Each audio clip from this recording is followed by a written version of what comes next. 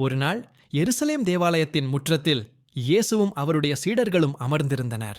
மக்கள் காணிக்கை செலுத்தும் இடத்திற்கு அருகே இருந்து அங்கு நடப்பவற்றை அமைதியாக கவனித்துக் கொண்டிருந்தார் இயேசு. பல செல்வந்தர்கள் விலையுயர்ந்த ஆடைகளை அணிந்து பெருமையுடன் நடந்து வந்தனர்.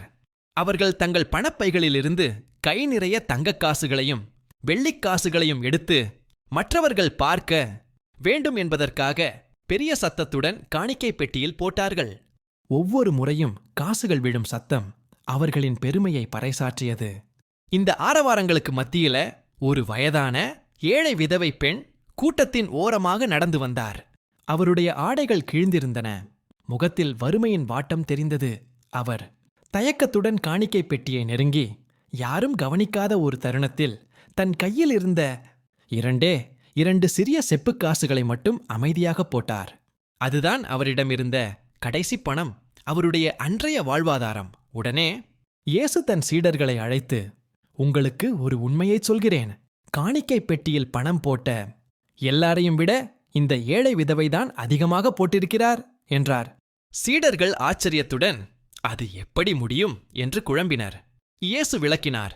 மற்றவர்கள் தங்கள் உபரியான செல்வத்தில் இருந்து தங்களுக்கு தேவையில்லாத ஒரு சிறு பகுதியை போட்டார்கள்.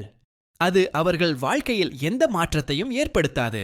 ஆனால் இந்த பெண்ணோ தன் வறுமையிலும் தன்னிடம் இருந்த எல்லாவற்றையும் தன் ஜீவனத்தையே முழுவதுமாக இறைவனிடம் நம்பி ஒப்படைத்திருக்கிறார்.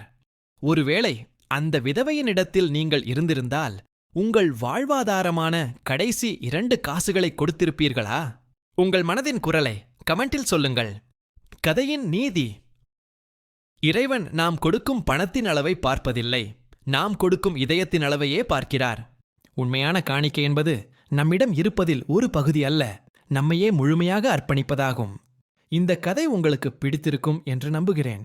இது போன்ற குட்டி ஸ்டோரிகளை நீங்க பார்க்க விரும்பினால் எங்க சேனலை மறக்காம சப்ஸ்கிரைப் பண்ணுங்க.